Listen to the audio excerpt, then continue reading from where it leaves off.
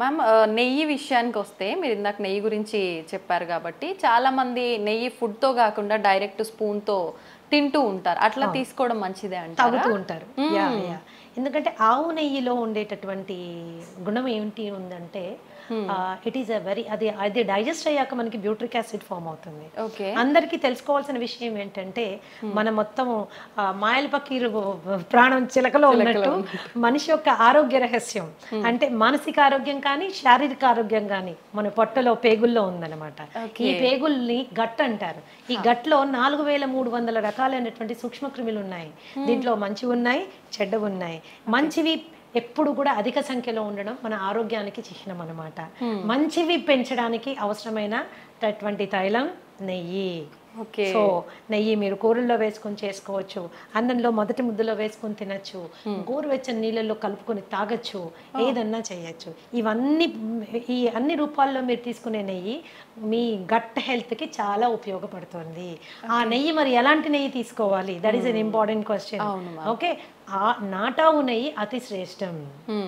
దాన్నే A2 ఘీ అంటారు. Okay, so మనం ఇంట్లో చేసుకుని చాలామంది A2 పాలు కొనుక్కుంటున్నారు, ఆవు పాలు కొనుక్కుంటున్నారు. మీరు తోడు పెట్టి మీరు తీసి మిగడ్లోంచి చేసే వెన్న నెయ్యి యూ కెన్ యూజ్ ఇట్, అది చాలా శ్రేష్టం అనమాట. ఓకే మ్యామ్, కొలెస్ట్రాల్ విషయానికి వస్తే లివర్కి కొలెస్ట్రాల్ వచ్చింది అని చెప్పి చాలామంది టెన్షన్ పడుతూ ఉంటారు కదా, దానికి ఎటువంటి ఆహార పదార్థాలు తీసుకుంటే? లివర్కి కొలెస్ట్రాల్ కాదమ్మా, it is actually called fatty liver. Fatty liver రెండు రకాలుగా ఉంటుంది, alcoholic fatty liver and non alcoholic fatty liver. Okay. ఇప్పుడు నాలాంటి దాని దగ్గరికి ఎవరైనా ఫ్యాటీ లివర్ ఆల్కహాలిక్ వచ్చారనుకోండి, actually as a therapist I'm happy. ఎందుకంటే ఒట్టి ఆల్కహాల్ బంద్ చేయించేస్తే ఫ్యాటీ లివర్ చాలా వరకు కంట్రోల్లో వచ్చేస్తుంది అనమాట. అది కేవలము ఆల్కహాల్ ప్రేరితంగా అక్కడ ఫ్యాట్ డిపాజిట్ అవుతుంది అనమాట. But non alcoholic fatty liver disease is very dangerous. ఇది రాముడు బుద్ధిమంతుడు అంటాడు కదా, స్మోక్ చేయడు, బయటకు వెళ్ళి ఏమి తినడు, ఇష్టం వచ్చినట్టు బిహేవ్ చేయడు, అలాంటి వాళ్ళకి వచ్చేటటువంటి ఫ్యాటీ లివర్ కండిషన్ ని non alcoholic fatty liver condition అంటారు. దానికి మనము చాలా ఆహారపరమైన జాగ్రత్తలు తీసుకోవాలి. మరి ముఖ్యంగా కార్బోహైడ్రేట్ విపరీతంగా తినడం తగ్గించేసుకోవాలి. అలాగే ట్రాన్స్ ఫ్యాట్స్ మనం తీసుకోవడం తగ్గించుకోవాలి. అలాగే LDL లెవెల్ కంట్రోల్లో ఉండేటట్టుగా మనం చూసుకోవాలి. ఈ ఫ్యాటీ లివర్ వచ్చిన వాళ్ళలో చాలా మందికి fatty liver is sometimes considered as a predisposing character for diabetes. అంటే షుగర్ రావడానికి ముందు చాలా మందికి ఫ్యాటీ లివర్ వచ్చేస్తుంది. దాన్ని చాలా తేలికగా తీసుకుంటారు. ఏం లేదండి, కాస్త ఎక్సర్సైజ్ చేయండి, కాస్త ఇలా ఉండండి, కాస్త అలా ఉండండి అని. That is not the way. You have to take it serious. ఎందుకంటే ఈ ఫ్యాటీ లివర్ స్టేజ్ 1 నుంచి స్టేజ్ 2, స్టేజ్ 2 నుంచి స్టేజ్ 3, అక్కడి నుంచి ఫైబ్రోసిస్, సిరోసిస్, క్యాన్సర్ వరకు వెళ్ళే అవకాశం ఉంటుంది.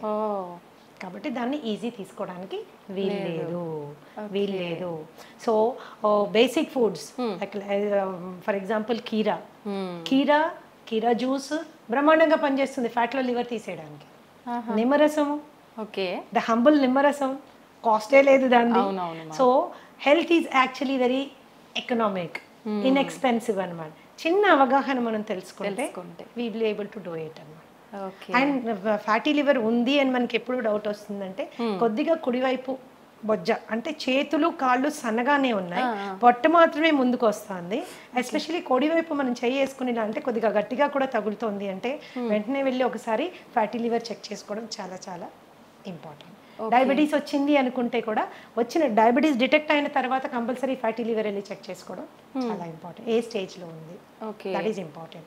దాన్ని కూడా తగ్గించుకుంటూ వెళ్ళాలి మనం, దట్ ఈస్ ఇంపార్టెంట్. ఇది కూడా మోతాదు ఏమైనా ఉంటుందా మ్యామ్, పర్సంటేజ్ ఫ్యాటీ లివర్? అట్లా కాదంటే మీరు అల్ట్రాసౌండ్ అబ్డామెన్ కి వెళ్ళినప్పుడు వాళ్ళు చెక్ చేసి మీకు గ్రేడ్ చెప్పేస్తారు. ఓకే, ఆ రిపోర్ట్ బట్టి మనకి స్టేజ్ 1లో ఉన్నారా, స్టేజ్ 2లో ఉన్నారా, స్టేజ్ 3లో ఉన్నారా తెలిసిపోతుంది. ఓకే మ్యామ్, డైరీ ప్రొడక్ట్స్ విషయానికి వస్తే ఏవి తీసుకోవాలి, ఏవి తీసుకోకూడదు? నిజంగా కొంతమంది చెప్తుంటారు డైరీ ప్రొడక్ట్స్ స్కిప్ చేయడమే మంచిది, ఇప్పుడు అన్నిట్లో హార్మోన్కి సంబంధించిన ఇంజెక్షన్లు ఇలాంటివన్నీ వస్తున్నాయి కాబట్టి అని. నిజంగా ఏవి తీసుకుంటే బాగుంటుంది మ్యామ్? నేను గతంలో కూడా చాలాసార్లు చెప్పానమ్మా. చాలా మంది వాదనకి కూడా దిగుతారు. మన తాతలు, తండ్రులు, ముత్తాతలు అందరూ పాలు తాగారు, ఇప్పుడు మీరు ఎందుకు చెప్తున్నారు పాలు తాగకూడదని? పాలు డెఫినెట్ గా it's a wholesome food.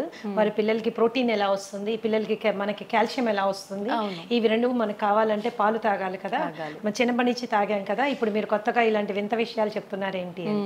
So తప్పులు మీరు చెప్పింది కూడా కరెక్టే. ఎప్పుడో మన తాతల తండ్రులంతా పాలు తాగారు, కానీ అప్పుడు ఆవులు వేరు, అప్పుడు పాలు వేరు.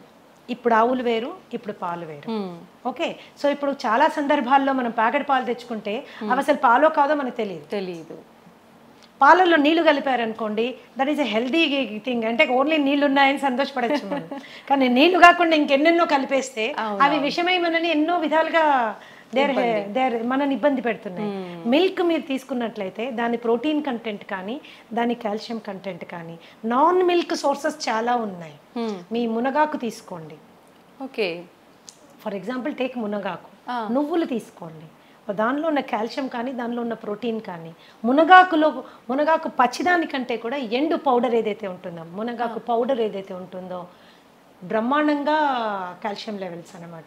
ఓకే, ఎన్నో రెట్లు పాల కంటే ఎక్కువగా ఉంటుందని. ఒక స్పూన్ రోజు తీసుకుంటే సరిపోతుంది. ఎలా తీసుకోవచ్చు మేడం? కాంబినేషన్ మజ్జిగలో కలిపి తీసుకోవచ్చు, నీళ్ళలో కలిపి తీసుకోవచ్చు, దాన్ని పొడి కింద తయారు చేసుకుని కాస్త వెల్లుల్లిపాయలు, జీలకర్ర, ఎండుమిరపకాయలు వేసి దాన్ని పొడి కింద చేసుకొని అంత నెయ్యి వేసుకొని మొదట ముద్ద గట్టిగా కలుపుకొని తినచ్చు. టేస్టీ ఉంటుంది, హెల్త్కి హెల్త్ వస్తుంది.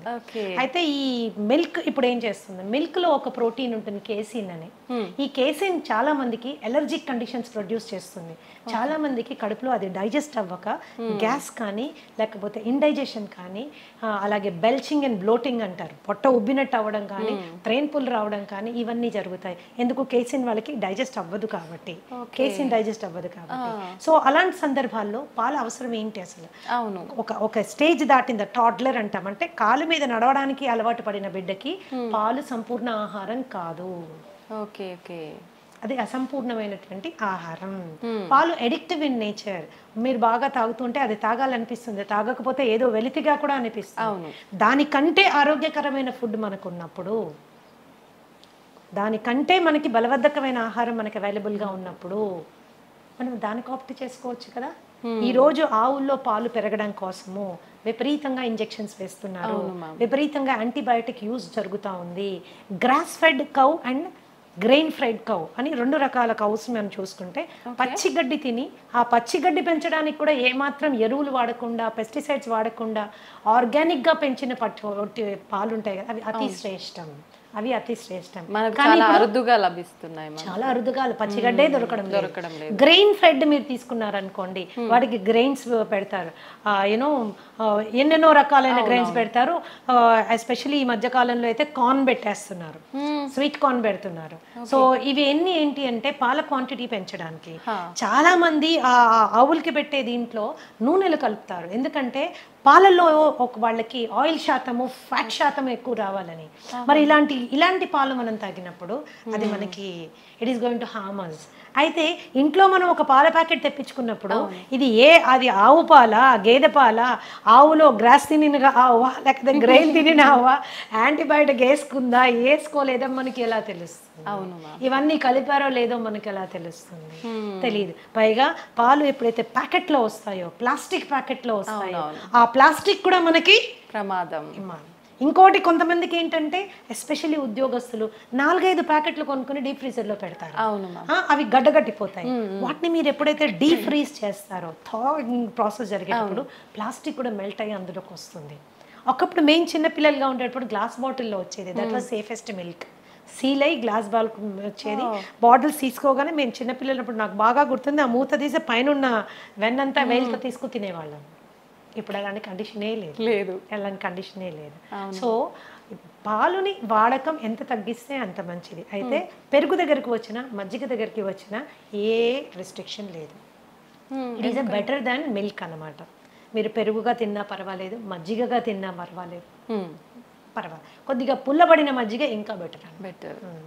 పుల్లబడిన మజ్జిగ చాలా బెటర్. అందుకని మిల్క్ని అవాయిడ్ చేయడం బెటర్. ఎందుకంటే మనకు వచ్చే ప్యాకెట్ గురించి మనం ఆలోచిస్తాం, కానీ అందులో వచ్చిన పాలు మనకి దాకా రావడానికి ఎన్ని పద్ధతులు అవలంబించారో మనకు అవగాహన లేదు. Today it is a very common thing to give oxytocin injection for cows. Oxytocin injection దేనికి ఇస్తారు? వింటే మీరు బిత్తరపోతారు. పాల పొదుగులోంచి పాలు పిండేటప్పుడు ఈజీగా పాలు బయటికి రావడం కోసము ఆ ఇంజెక్షన్ ఇస్తారు. మనకు కూడా ఆక్సిటాసిన్ ఇంజెక్షన్స్ ఇస్తుంటారు. మన ఎప్పుడు యూస్ చేస్తారో తెలుసా మీకు? డెలివరీలో బిడ్డ ఈజీగా బయటికి రావడానికి కోసం యూస్ చేసేటటువంటి ఇంజెక్షన్ ఆక్సిటాసిన్ అన్నమాట. కండరాలు లూజ్ అయ్యి బిడ్డ ఈజీగా బయటికి రావడానికి. యానిమల్స్ కి కూడా ఆక్సిటాసిన్ ఇంజెక్షన్ దానికోసమే ఇస్తారనమాట. బట్ దేనికి వాడుతున్నాం ఈరోజు? ఈజీగా అంటే అది పిండడానికి కూడా మనకు ఓపిక లేదనమాట. దాని బిడ్డను తాగనివ్వడం లేదు మనము. దాని బిడ్డ నోటికాడ పాలు మనం గుంజుకుంటున్నాం. అది కూడా ఈజీగా రావడం కోసం కెమికల్ ఇంజెక్షన్స్ ఇస్తున్నాం. మరి ఇలాంటి పాలు తాగడం అవసరమా? అక్కర్లేదనే చెప్పాలి మ్యామ్. సో ఎన్ని ఇట్స్ డైరీ అండ్ ఆవు మీద జరుగుతున్నటువంటి ఘోరాల గురించి అది డిఫరెంట్ స్టోరీ. దాని గురించి మాట్లాడుకుంటే పాలు చూస్తే కూడా భయపడిపోతాం అన్నట్టు. అమ్మో బాబాయ్ ఇంత కష్టమైంది, పాలు మనకు అవసరమైంది అని. That is as simple as that. పాల కంటే బలబద్ధమైన ఆహారం చాలా చాలా ఉంది. You can go towards it. అవి తీసుకోవచ్చు.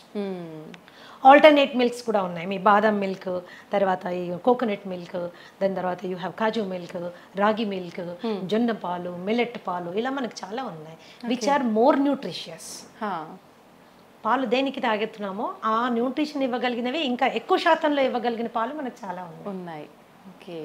ఇంకా కొంతమంది అడుగుతూ ఉంటారు నన్ను, మేడం పాల ప్యాకెట్లో పాలు తీసుకోమంటారా, లేకపోతే టెట్రా ప్యాక్ తీసుకుంటే ఏమైనా ప్రాబ్లం వస్తుందా? టెట్రా ప్యాక్ మీద చాలా హెవీ రీసెర్చ్ జరిగిందమ్మా. టెట్రా ప్యాక్ లో పాలు రీసెర్చ్ చేసినప్పుడు, ఫ్రెష్ మిల్క్ చేసినప్పుడు డెఫినెట్ గా టెట్రా ప్యాక్ లో ఉన్న పాలలో పోషక విలువలు తక్కువ ఉంటాయి అనేది నిర్వివాదాస్పదం. You don't have to discuss about it. It is clear. ఎందుకు అలాగా? పాలు అవి పాస్చరైజ్ చేస్తారు అండ్ హోమోజినైజ్ చేస్తారు.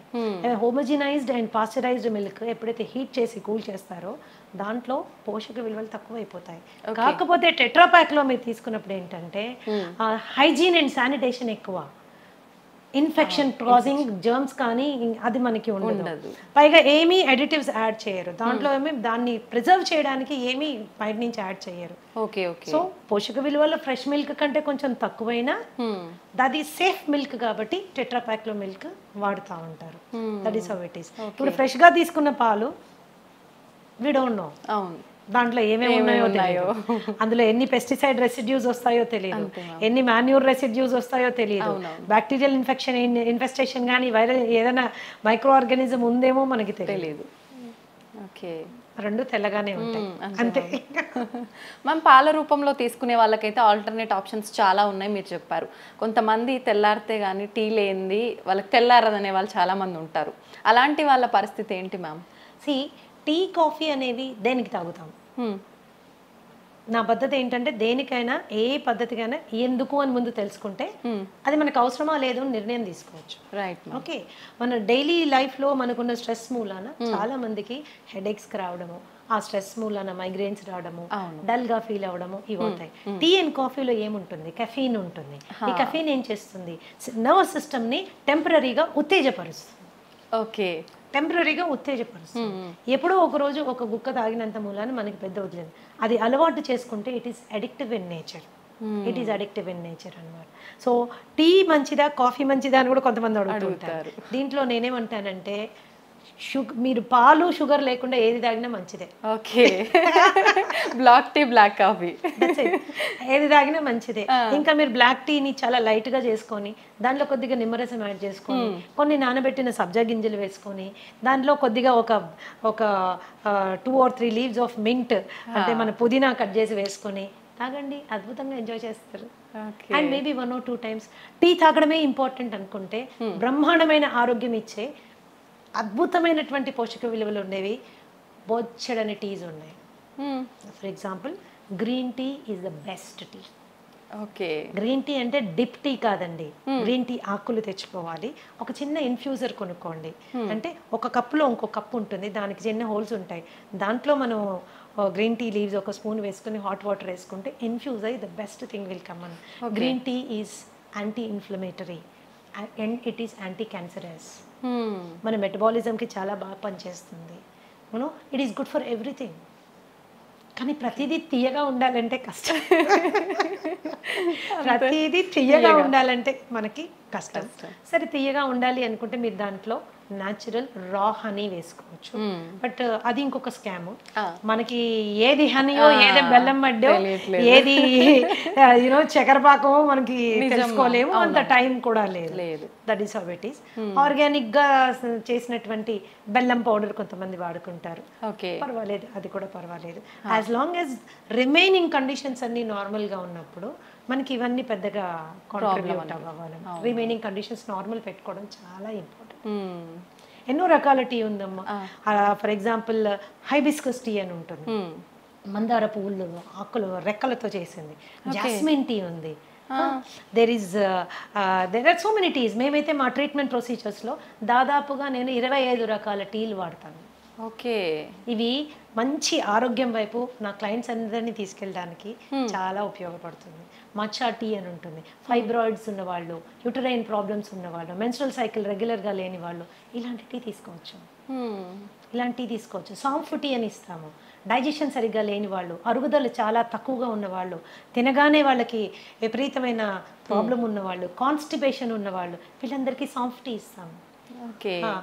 లైక్ ఆస్తమా, బ్రీదింగ్ ప్రాబ్లమ్స్ ఉన్నాయి అండ్ డైజెషన్ ఇష్యూస్ ఉన్నాయి, ఇలాంటి వాళ్ళకి జింజర్ టీ ఇస్తాము. అలాగే ఆకుల టీ తీసుకున్నారంటే అది పెద్ద టాపిక్ అన్న. దాదాపుగా 100 రకాల టీస్ గురించి మనం మాట్లాడుకోవచ్చు. అవి మనకి ఎంత చీపు, ఎంత హెల్త్ ఇస్తాయి అన్న దాని మీద క్లియర్గా డిస్కస్ చేసుకోవచ్చు అనమాట.